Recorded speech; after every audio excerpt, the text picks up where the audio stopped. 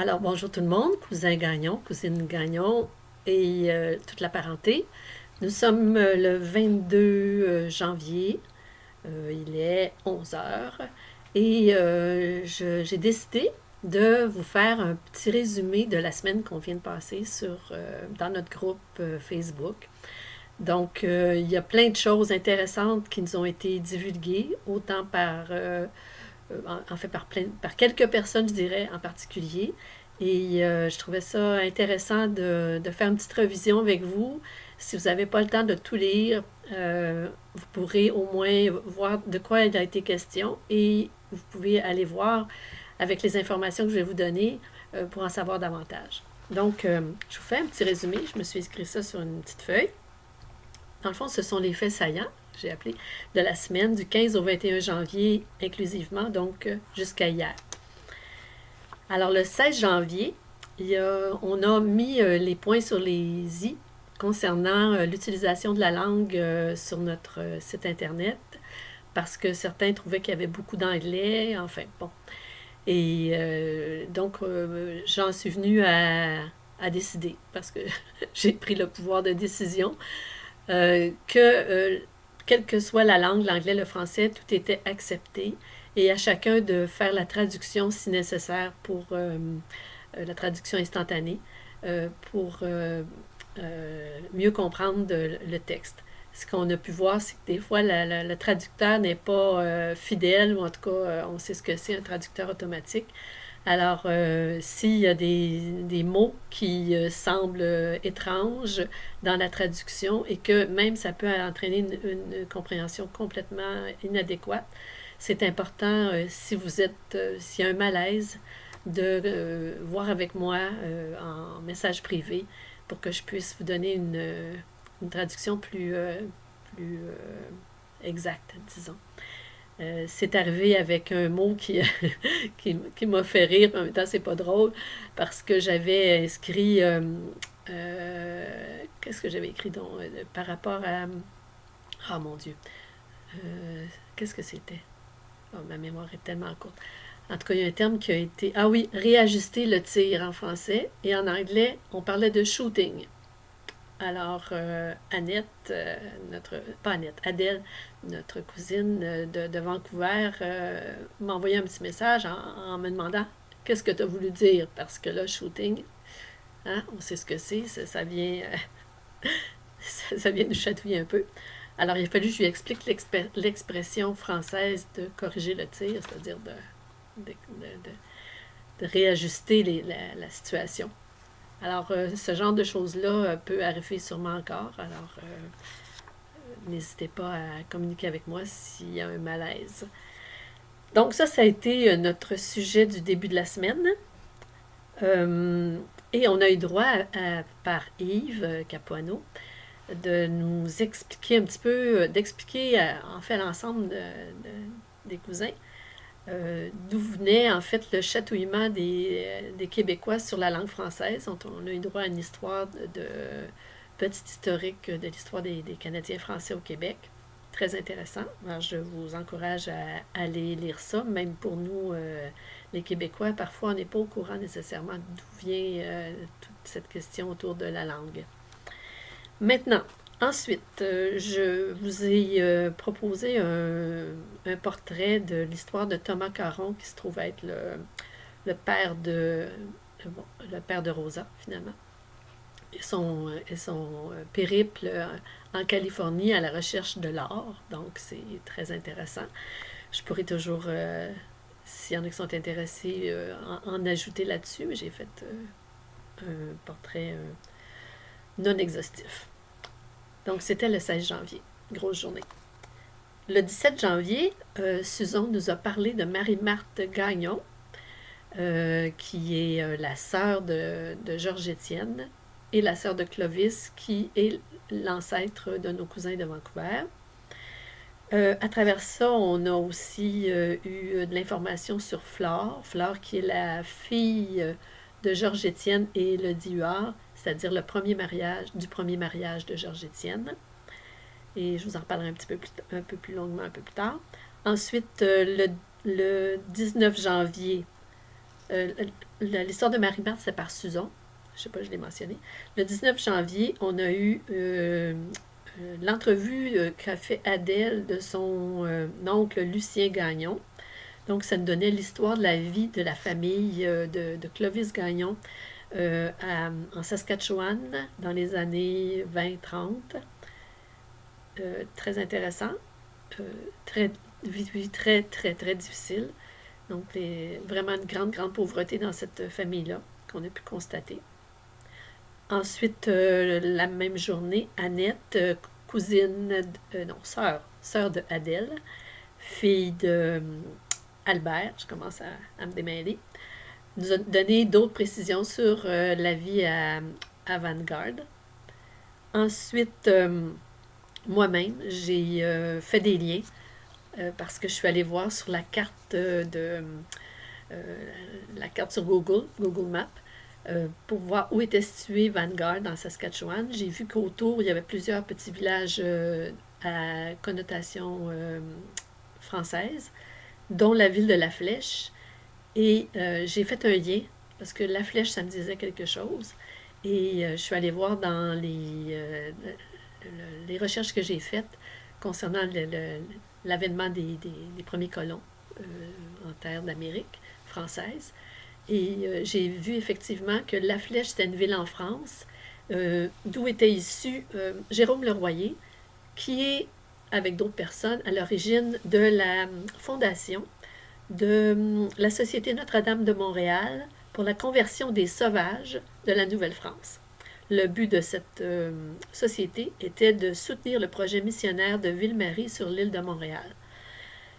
Et donc, après ça, bien évidemment, il y a eu la conversion des, des Amérindiens, des Autochtones.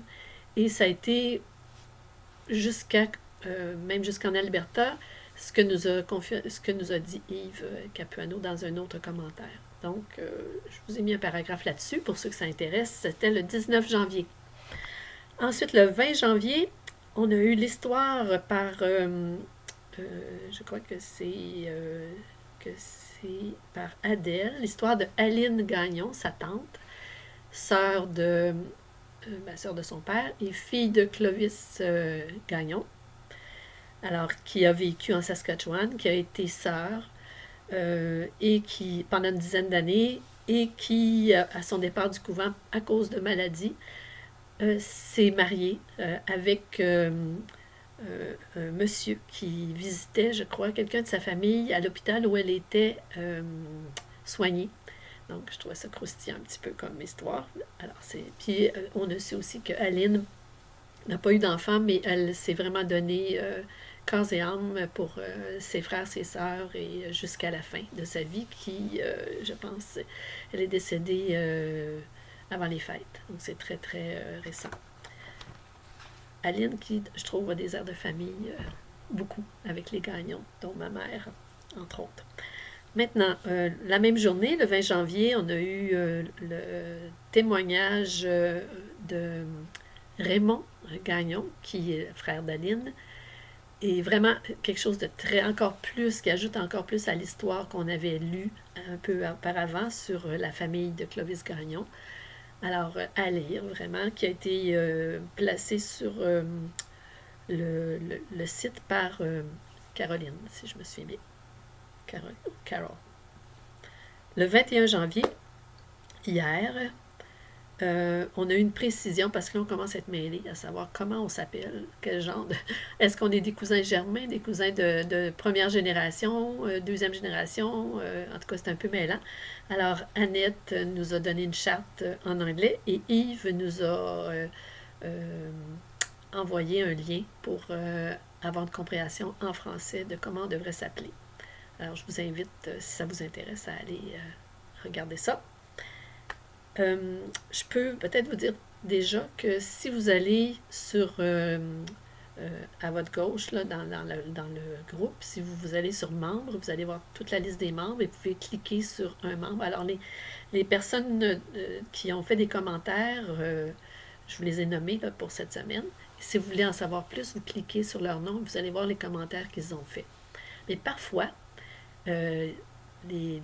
dans leur post, en fait. C'est pas les commentaires, c'est plus les messages qu'ils ont envoyés qui ont été commentés. Alors, si quelqu'un a commenté un message envoyé et qu'on va voir, on va voir sur son compte, malheureusement, on ne verra pas nécessairement tout ça parce qu'il faut vraiment aller sur la page d'accueil.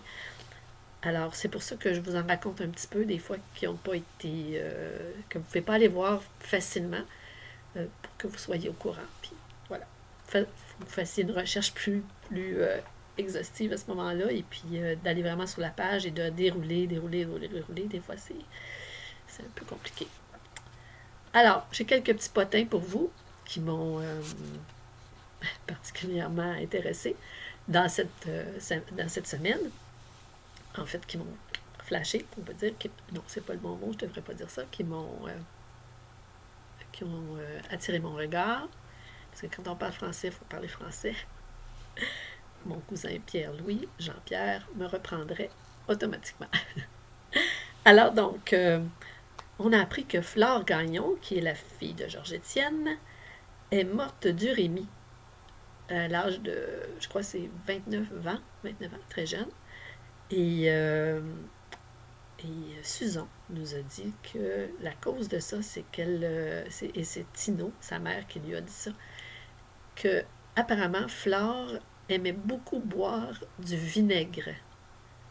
Alors, d'où venait le vinaigre, c'est peut-être, je ne sais pas, probablement de sources naturelles, c'est-à-dire peut-être des restants de vin, du vin tourné en vinaigre, mais elle en buvait beaucoup. Et ce qui aurait peut-être affecté ses reins. Alors, je trouvais ça intéressant quand même, malheureux, mais intéressant. On a su aussi que Laurette, sa sœur, toujours les enfants de premier lit de Georges-Étienne, était demeurée avec sa grand-mère Sarah après le deuxième mariage de son père, avec Rosa. Et elle avait dû se promener un petit peu parce que Sarah, n'ayant plus en fait, son mari, c'est ça, son mari était décédé. Donc, en attendant de s'en trouver un autre, elle est allée demeurer chez son fils, oui, son fils Hector, qui avait une femme un petit peu contrôlante apparemment. Et donc, c'était pas facile, les relations avec la belle-maman. Donc, Laurette a vécu un petit peu dans ce contexte-là. Et c'est là qu'elle a aussi connu sa tante Marie-Marthe, qui avait une nombreuse famille. Et bon, voilà. Alors, ça, je trouvais ça intéressant. Laurette a finalement abouti chez son père et ce serait finalement bien entendu avec sa belle-mère, Rosa. Juste pour terminer là-dessus, Laurette a vraiment fait partie de mes oncles et de mes tantes. On l'appelait tante Laurette. Et elle était là jusqu'à la fin de sa vie avec nous. Et je crois qu'elle est décédée en 2003, si je me souviens bien. Voilà. Et dernier scoop, qui a été vraiment juste un petit commentaire à travers tous les autres. J'ai appris que Pauline Marois, notre ex-premier ministre, imaginez-vous donc que c'était la vraie cousine germaine de Laurent, le mari de Jocelyne Côté, ma cousine. Alors ça, j'ai trouvé ça extraordinaire. Surtout qu'on a parlé beaucoup de langue, d'histoire de langue cette semaine. Donc, Pauline Marois, c'est sûr que son anglais était so-so, comme on dit, mais elle était vraiment une défendresse de la langue française. Alors, voilà. Donc, ça, c'est le tour que j'ai fait de notre semaine. J'ai fait une demande hier concernant la fête de Marcel Gagnon, qui est mon oncle, qui est le dernier survivant de toute la famille, la grande famille Gagnon, de mes oncles et mes tantes. Et donc, ça va être sa fête le 31 janvier. Il aura 90 ans. Et comme je disais, mon oncle Marcel n'a pas eu d'enfant. Il est marié avec Colette. Et il est malade depuis une dizaine d'années, mais quand même, il est toujours de l'esprit vif et taquin. Donc, je proposais que vous m'envoyiez des photos, toutes les photos que vous avez intéressantes concernant sa vie. Et j'aimerais en faire un diaporama et lui présenter ça quand je vais aller le voir à sa fête. Je vous proposais aussi de m'envoyer des anecdotes que je pourrais ajouter. Et ce que je vous propose maintenant aussi, c'est si vous êtes intéressé d'envoyer vos vœux, soit par la poste ou soit par courriel. Envoyez-moi un message, dépendamment de ce que vous décidez de faire. Je vous donnerai mon adresse courriel et vous pourrez me faire parvenir vos vœux ou je vous donnerai son adresse postale pour que vous envoyiez vos vœux. Alors, mon Dieu, ça fait déjà 15 minutes que je parle, j'en viens pas. Alors, il y a toujours possibilité d'aller le voir également le jour de sa fête, mais il faut toujours s'informer d'avance dans quel état il est, parce que des fois, il n'est pas en état de recevoir les gens. Alors, je vous remercie infiniment pour tout ce que vous mettez sur le groupe. Vos commentaires sont très précieux aussi, ça nous amène encore plus loin. Et j'espère que ceux qui regardent qui ne, sans nécessairement rien écrire, sont quand même intéressés. Ça serait le fun que des fois vous nous disiez. Ça nous encouragerait aussi. Mais moi, je voudrais qu'en ce qui me concerne, je trouve ça passionnant, toujours aussi passionnant, et je dois contenir ma passion.